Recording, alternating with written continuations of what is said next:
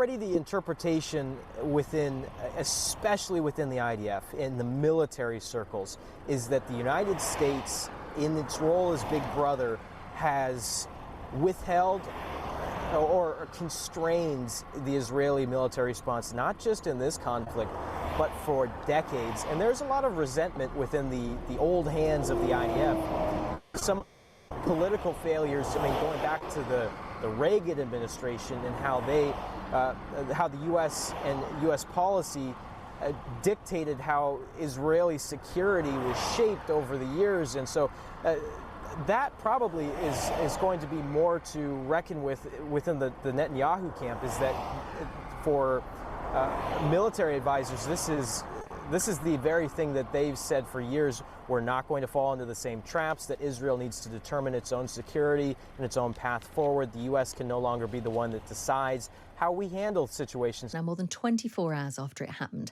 Israel still hasn't officially acknowledged it was responsible for the attack in Iran early yesterday morning. Iran's military and political leaders continue to downplay the significance of what happened and still say there are no plans to retaliate. So can we all breathe a sigh of relief? How high risk are we of all-out war in the Middle East?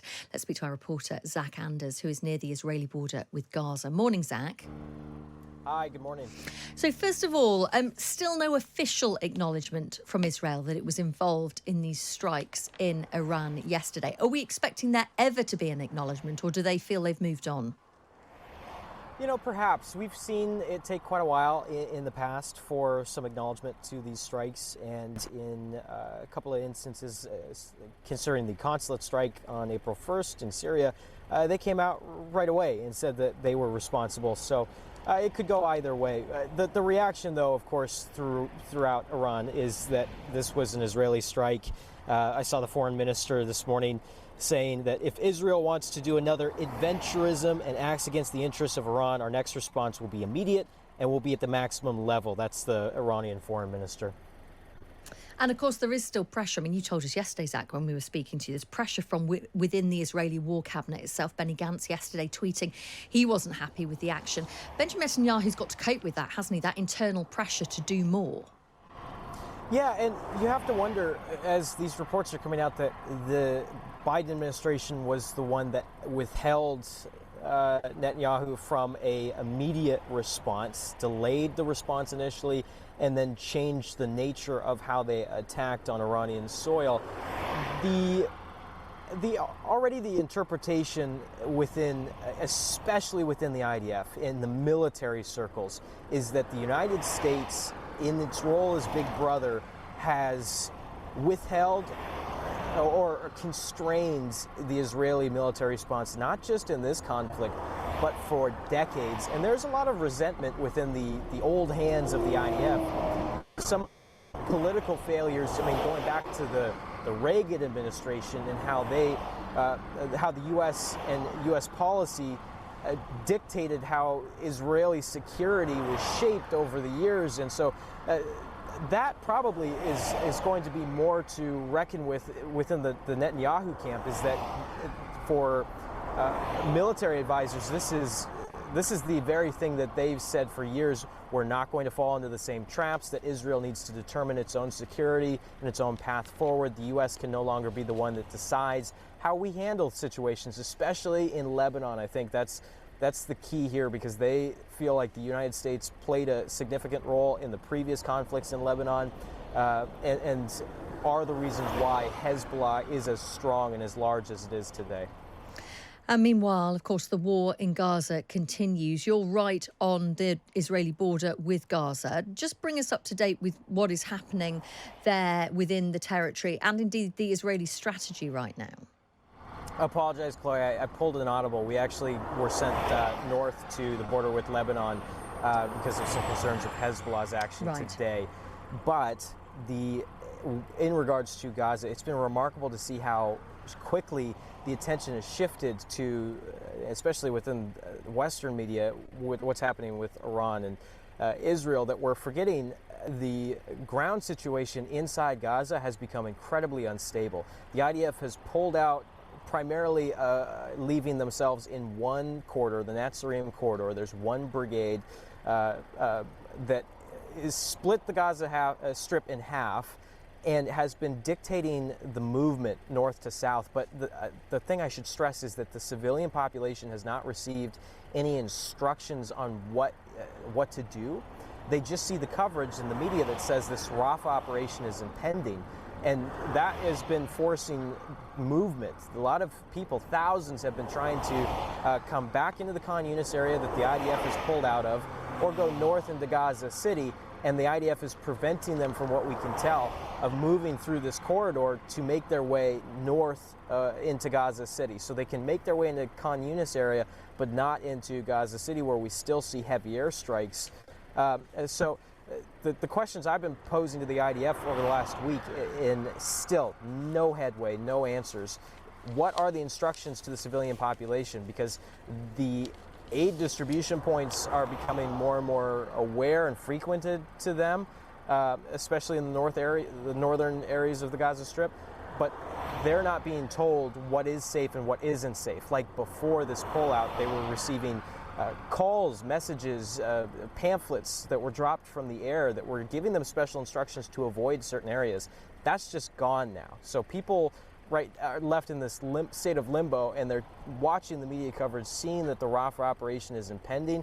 We've been told that the date has been delayed, but the leaks that are coming through Israeli media is that maybe this date hasn't been delayed, and they're just waiting for the results of or the plan for evacuating the people of Rafah, for the U.S. to potentially sign off on this plan as well. So there's a lot of things up in the air right now, and nobody seems to really understand what the status of the Gaza Strip's current situation, the current security on the ground, what that's going to look like in the next week, 2 weeks with this IDF pullout. But this Rafah operation could take place at any time. We could wake up tomorrow and there could be tanks rolling into this area where there's still 1 million civilians left.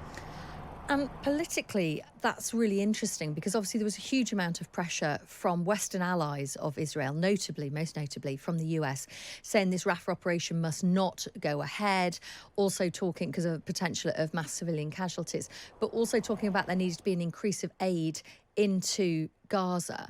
And yet the world's attention is now very much on the potential of greater action between Israel and Iran. And I wonder how much that feeds in and actually benefits Prime Minister Netanyahu.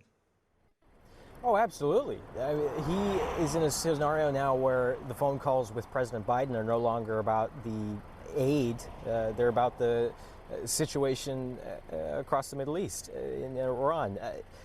I've been watching over the last week and a half, the aid drops are still taking place by cargo plane. And every time you see those parachutes open, and you can see them from a distance, because we can only get to the Gaza Strip fence on the north side. We can't get into Gaza still. 195 days plus of this conflict, and the Israeli leadership has still decided that no Western media should be allowed into or have free access into the areas, which is still absolutely absurd. But watching these aid drops and knowing what has happened before, that these crates, the parachutes have failed to open, they've crushed people on the ground, people have drowned trying to reach the aid that's fallen into the sea. It's a remarkable thing to watch visually, to know that it's a failure, that this is a method that is unsafe and is I don't know how you do the math of this, right? Is it saving more people with the situation for them in this area where they're dropping the aid by cargo plane? That's where the UN tells us there's the most acute risk of famine and hunger. So the IDF says over the last week, actually, no, there's no problem getting aid into these areas where the UN says these people are going hungry. We've opened up the Erez crossing in the north to trucks for the first time, and they're bringing in a record number. They're saying that they're breaking the record that was set before the war, the number of trucks that are flowing through these crossings, and they're bringing food and water. But still, we see these problems persist, and the aid distribution points, and I want to just single out Gaza City again, the aid distribution points are taking place at a roundabout in an area where we've seen armed men shoot into the crowds. There's no crowd control. There's no real safe situation for these people to come up to the trucks and get the aid without it being a risk to their lives, right?